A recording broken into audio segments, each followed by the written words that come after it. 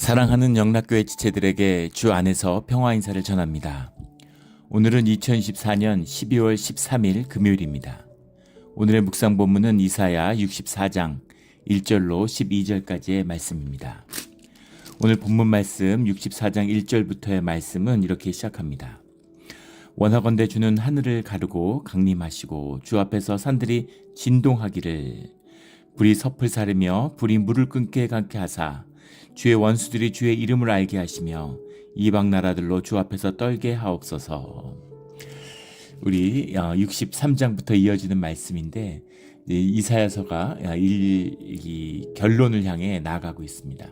마지막 주님의 심판으로서 임하시는 말씀을 받는 것이죠. 축복의 언약도 있었고 또 주님의 구원의 말씀도 받았죠. 주님과 함께하고 있습니다. 그래서 마지막 때에 주님의 임재를 만나는 그 말씀 가운데 어제 나누었던 63장의 말씀, 종교와 신앙을 이제 갈라야 하는 그 가운데서 이제까지는 이제 차를 타고 목적지까지 왔어요. 그런데 이제 차에서 내려야 하는 이제 그런 때인 거죠. 마지막 종교의 질문에 대한 주님의 진실, 신앙을 구하는 주님의 실제의 말씀이 임하는 겁니다. 이것이 핵심이죠. 근데 우리가 이 말씀이 보이지 않을 때가 있는데 그 이유는 우리가 여전히 종교의 그 옷을 입고 있기 때문이에요.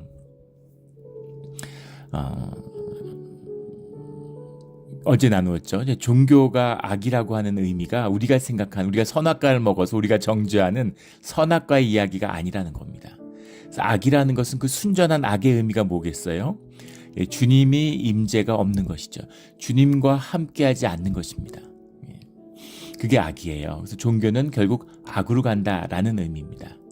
그런데 종교가 뭐 아름답거나 경건하거나 또는 의미가 없다는 의미가 아니라는 것이죠. 또 선과 악의 의미라는 것이 평면적인 의미가 아니라는 겁니다. 평면적으로 보면 무슨 선이 있고 악이 있고 현상의 세계가 그렇잖아요. 우리 그걸 가장 극명하게 보여주는 것이 드라마죠. 사람들이 드라마 좋아하잖아요. 드라마 보는 거 얼마나 좋아합니까? 드라마 보는 거 왜 좋아할까요? 드라마에 뭐가 좋아서? 드라마를 보면 현상인데 현상 세계에서 악과 선을 분명하게 구분 지어주죠. 선한 역할을 하는 사람과 악한 역할을 하는 사람이 있어요. 그래서 내가 드라마를 보면서 드라마의 주인공들은 그 안에서 모르죠. 누가 선이고 누가 악인지 모르지만 나는 압니다. 선과 악을 구별하고 악이 망하기를, 선이 잘 되기를 바라는 마음으로 보고 있는 거죠. 핵심은 뭐예요? 판단이고 정죄입니다. 판단과 정죄를 하는 것은 무슨 의미? 내가 왜 판단과 정죄를 하겠어요? 내가 하나님 놀이를 하고 있는 거예요. 내가 하늘 보좌에 딱 앉아서 모든 것을 알고 모든 것을 판단하고 싶은 것이죠. 그럼 내가 정죄하는 것입니다. 하나님 역할을 내가 해요. 근데 주님이 다 자유롭게 해도 좋은데 하나님 역할 하지 마. 그거잖아요. 주님과 함께하는 가장 중요한 선이죠. 근데 그것을 넘는 거예요. 드라마 보는 것은 결코 영적 유익이 없습니다. 사실 아주 좋지 않죠. 드라마 계속 보면 영이 죽어요. 그걸 모르는 것이죠. 드라마 보면 재밌고 좋아하는 겁니다. 그런데 실제의 세계, 본질의 세계의 의미는 뭐냐면 본질은 입체죠. 그래서 현상적으로 그 평면이 무엇이었든지 중요하지 않아요. 입체적으로 이루어가는, 입체가 이루어져 있는, 입체는 사실 이루어져 있고 현상이 마치 그 입체가 있는데 그걸 스캔하면서 쭉 평면적으로 올라간다고 한번 생각해 보세요. 평면을 보면서 이런 모양도 되고 저런 모양도 되고 이렇게 됐다가 저렇게 됐다가 하는 것이죠.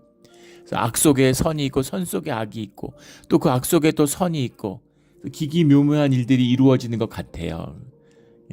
그런데 그 모든 것을 통해서 주님이 선을 이루어 가시는 방편이고 도구일 뿐이라는 것이죠. 그래서 주님의 일을 이루어 가는 거예요. 그래서 종교가 귀한 역할을 하는 겁니다. 소중한 역할을 해요. 하나님의 신앙과 하나님을 향한 우리의 마음을 담는 귀한 그릇과 도구로 쓰여진다는 겁니다. 그래서 경건함, 종교의 경건함이 결코 가볍게 여길 것이 아니고 의미가 없는 것이 아니라는 겁니다. 그러나 주님의 임재와 주님의 나라가 임할 때 그 마지막 때의 종교라는 것은 결국은 악이고 또 버려져야 될 것이고 또 주님께 심판받는 것에 지나지 않는다라는 것을 분명히 만나야 되는 거죠. 이게 어려운 겁니다. 예. 천국에 가면 가족이 없죠. 가족은 버려야 돼요. 예. 가족과 함께 무슨 천당 가서 신앙생활하는 게 아닙니다. 그런데 가족이라는 것이 그러면 의미가 없고 뭐 별거 아니냐, 가치가 없냐? 아니죠. 얼마나 소중하고 가치가 있어요. 우리가 가족이 있기 때문에 사랑을 배우고 주님의 사랑이 무엇인지, 주님이 우리를 돌보시는 게 무엇인지, 우리가 하나 되는 게 무엇인지, 그런 모든 것을 가족을 통해 배우죠. 하나님 나라의 원형적인 그 표상이 가족입니다. 우리가 하늘 가족이라고 그러잖아요. 가족을 이루는 거예요. 근데 우리가 혈연에 가정이 아니라 무슨 DNA로 묶인 게 아니라 신앙으로, 믿음으로, 말씀으로 묶인 그 안에서 주님에서 모두가 하나 되는, 심지어는 사람뿐 아니라 모든 피조물, 산천과 나무와 산까지도, 물까지도, 공기까지도 모두가 주 안에서 하나로 하나 되고 협력하는, 연대를 맺는 그 일들을 이루는 것이죠. 그래서 그것에 중요하게 쓰임받는 도구가 바로 가족이에요. 그런데 가족에게서 우리가 상처를 다 어디서 받나요? 가족에게서 받죠. 우리가 위로와 안식을 어디서 얻나요? 가족에게서 얻습니다. 가족은 소중한 것이죠. 가족이 굉장히 의미가 있어요. 삶 가운데. 구약은 다 가족 얘기잖아요. 신약은 다 교회 얘기입니다. 그래서 가족과 교회라는 것은 주님의 구원을 만나는, 하나님 나라를 만나는 중요한 도구입니다. 그걸 이루어가는 것이죠. 그런데 가족으로서 천국에 가거나 가족으로서 천국에서 사는 것은 아니라는 거죠. 가족을 떠나야 될 때가 있어요. 가족을 떠나서 주님 앞에 내가 서야 할 순간이 있죠. 그것을 말하는 겁니다.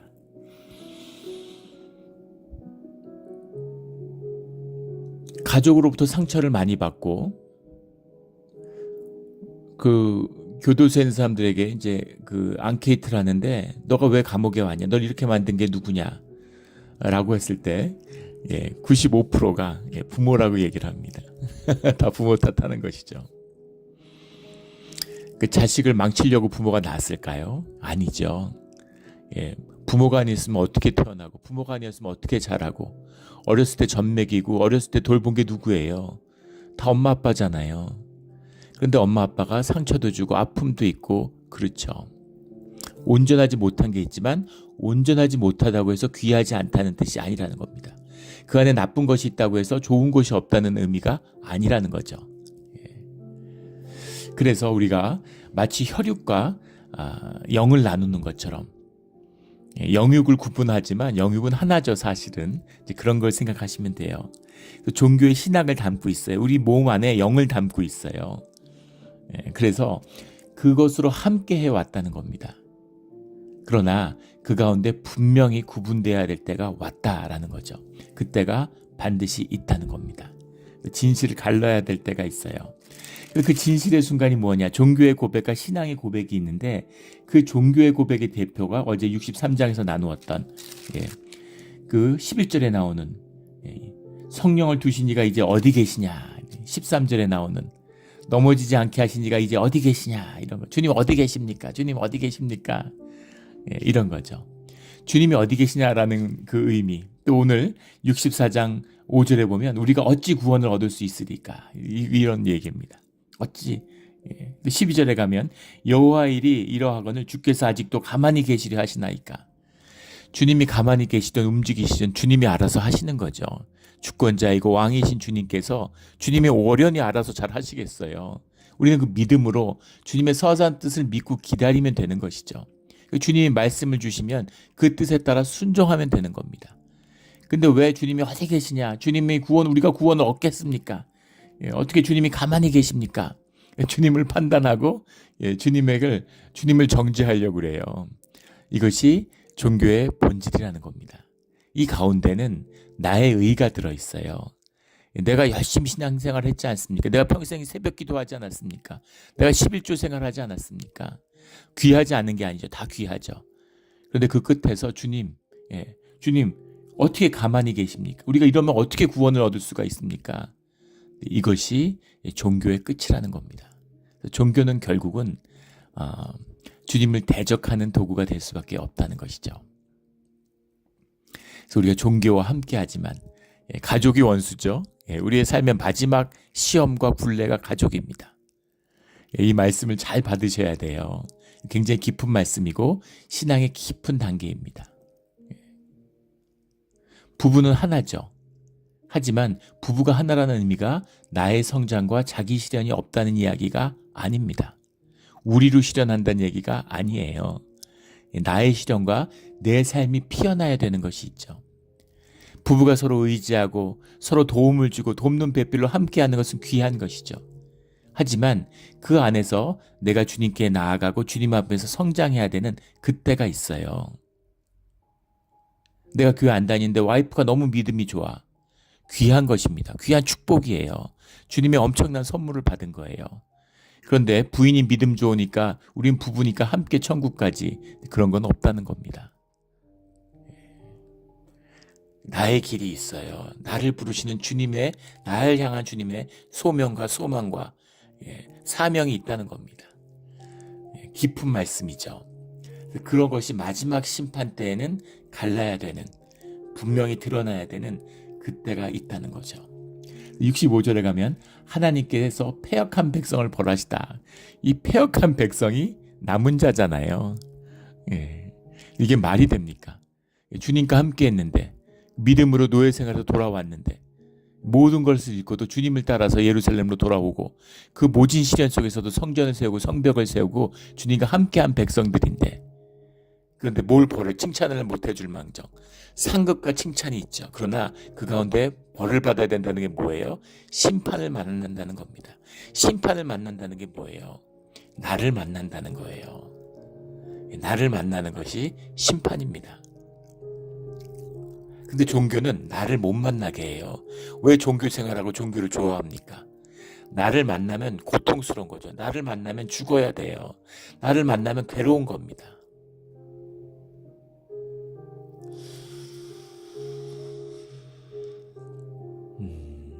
오늘 64장 4절에 나오는 주 외에는 자기를 앙망하는 자를 위하여 이런 일을 행하신 신을 옛날부터 들은 자도 없고 귀로 들은 자도 없고 눈으로 본 자도 없었나이다. 우리가 범죄함으로 주께서 진노하여 싸우며 라는 이 고백. 근데 그 고백도 종교의 고백이 될 수 있는 것이죠. 이렇게까지 했는데 주님, 이렇게까지 했는데 주님, 우리 모습이잖아요. 우리 교회 오래 다녔는데 주님, 그래도 우리가 교회 다니지 않았습니까? 우리가 주일 성수하지 않았습니까, 주님? 우리가 주님의 일로 좋은 일을 하지 않았습니까? 어려운 사람들 도와주지 않았습니까, 주님? 그럼 주님 모르는 사람보다 나아야 되지 않습니까? 이런 얘기하는 것이죠. 그런데 그런 이야기가 아니라 주님은 우리의 진실만을 만나 주신다는 거죠. 우리의 진실이 무엇냐라는 거예요. 우리 여러 번 나누었지만 베드로의 통곡이 임해야 되는 거죠. 깨어진 심령 가운데 통곡이 임해야 되는 겁니다. 나는 안 되는구나. 나는 이런 사람이었구나. 나는 이렇구나. 라는 진실을 만나야 돼요. 깨어지는 걸 만나야 됩니다. 그걸 깨어진 것을 만나지 않는, 그걸 외면하는 자는 결국 종교인이 됩니다. 종교인이 되면 자기의 의의 성을 쌓아요. 자기의 의의 성을 쌓으면 늘 자기가 하나님 자리에 앉았는데 늘 정죄와 판단밖에 없죠. 교회를 어지럽히고 교회에서 활개치고 갈등을 빚습니다. 종교인이 다 그런 것은 아니죠. 종교인 중에서 막 거짓에, 종교의 거짓을 만나니까 자기의 거짓이 막 힘을 얻는 거죠. 그래서 막 활개치고 막 설치는 사람들이 있어요. 그렇지 않더라도 조용하고 괴롭죠. 나는 그런 사람이 아닌데, 하지만 거짓과 적당히 타협하고 가는 사람들, 그런 사람들이 대부분이죠. 그런데 그 중에서 정말 그 아픔 때문에 깨어지는 사람이 있다는 겁니다. 이게 교회가 아닌데, 그런데 교회를 섬기며 교회와 함께하는 그 아픔을 품는 사람들이 있는 것이죠. 교회가 너무 썩어서 이제 교회 못 다닌다 그러고 막 그 신앙의 그 순결함과 의의가 넘치는 사람들이 많아요. 가나안 교인이라고 그러죠. 안 나가 그래가지고 그걸 뒤집어서 가나안 교인이라고 부른대요. 그래서 교회는 안 다니는데 의의가 넘치고 너무 본인이 깨끗해서 너무 깨끗한데 교회는 썩었기 때문에 교회 못 나간다는 거죠. 교회는 주님의 몸된 하나님의 지체인데 주님을 정죄하는 겁니다. 오늘 본문에 나오는 거잖아요. 주께서 아직도 가만히 계시려나니까 우리가 어찌 구원을 얻을 수 있으리까? 주님 똑바로 못합니까? 이런 거죠. 이런 식으로 하면 누가 구원을 얻겠습니까? 뭐 하는 겁니까 도대체? 어디 있습니까? 주님 우리 마음에 함께 네가 가장 아픈 순간에 너희와 함께하고 있다. 너희가 노예된 자리에서 고통받을 때 내가 거기 함께했다. 이렇게 얘기하는데 주님을 무시하고 주님은 말씀인데 말씀을 무시하는 거죠. 말씀 듣지 않아요. 주님이 오늘 내게 말씀하시는 그 말씀을 정말 홍과 영과 골수를 쪼개는 그런 말씀으로 받아야 되는데 깨어지지 않는 거죠. 단단한 거예요. 확신을 갖고 있는 거죠. 확신은 마귀에게서 오는 겁니다. 구원에 확신이 있다는 거 아니에요. 나는 이미 구원 받았다는 거 아닙니까? 구원의 주이고 구원을 베풀어 주시는 주님이 말씀하지 않는데 내가 이미 받았는데 뭐 난 지금 딱 죽으면 문 열고 천국으로 들어간다는데 뭐 어떡하겠습니까? 그 천국은 어디 있는지 본인이 벌써 이미 다 준비가 다 되고 다 결정했어요. 주님은 도대체 어디에 계십니까? 주님의 아픔, 주님의 애통함을 전혀 느끼지 못해요. 내 의의 성 가운데 있으니까. 그게 종교인 거예요.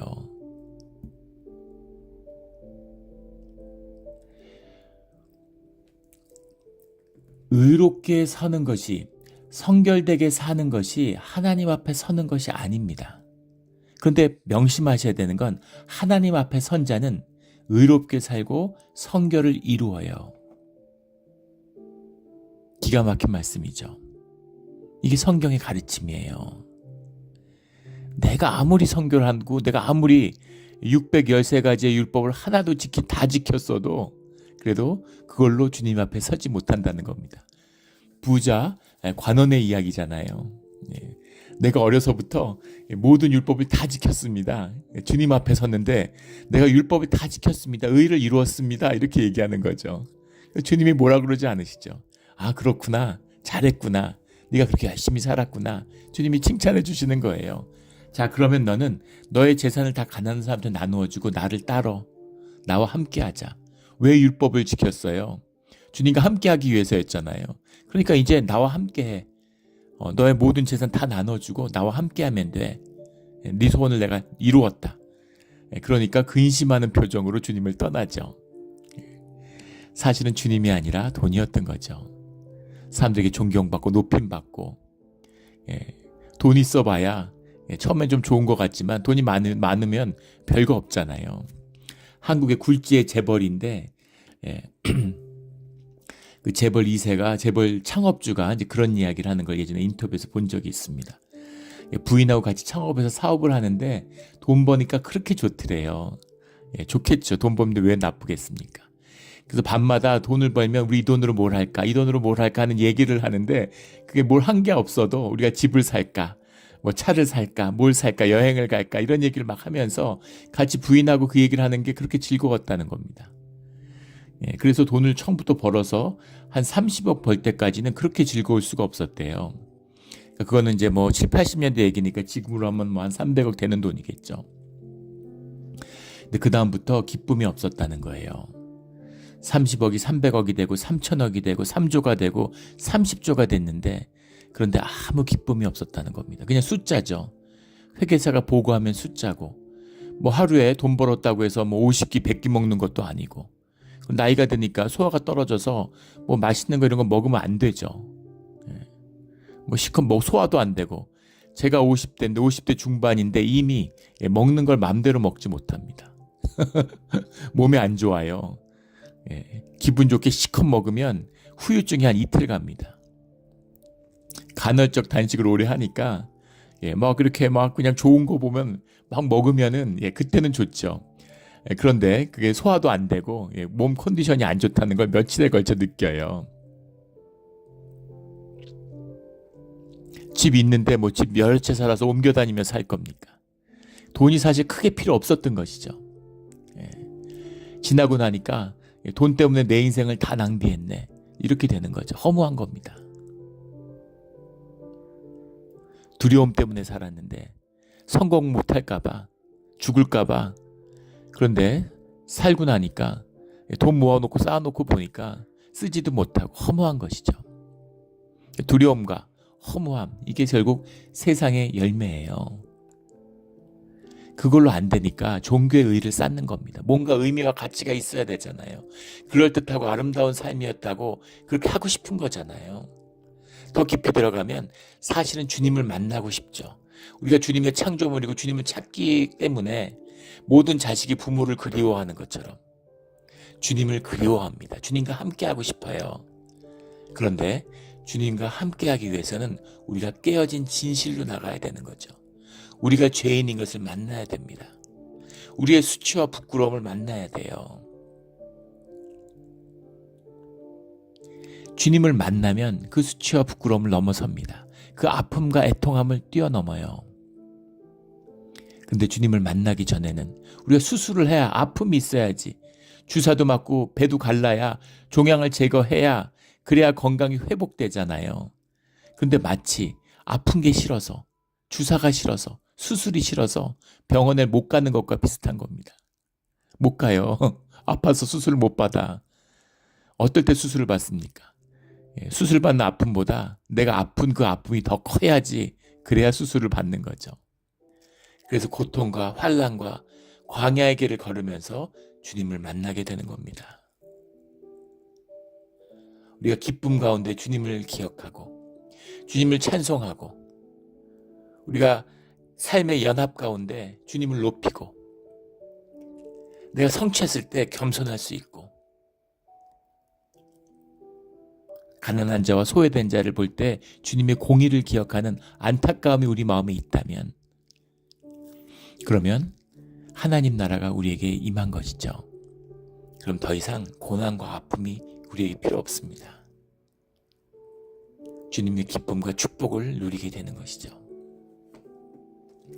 그 주님의 이루어 가시는, 근데 이것은 우리의 유업이에요. 우리가 이 땅에서 주님 나라 만났다고 해서 여기서 사는 게 아니잖아요.